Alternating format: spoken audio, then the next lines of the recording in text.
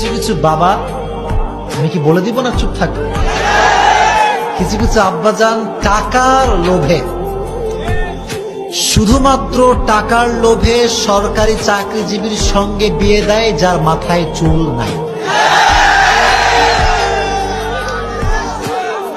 কিন্তু এলাকার ভিতরে হাজারো শত শত যুবক আছে তাকওয়াবান, আল্লাহকে ভয় করে, টাকা পয়সা কম, মাইয়ার বাপ চোখ তুলেও তাকায় না, বলে যে তুমি আমার মেয়ের যোগ্য না। মানে যোগ্য না মানে কি? তোমার মেয়ে আবার কত যোগ্য?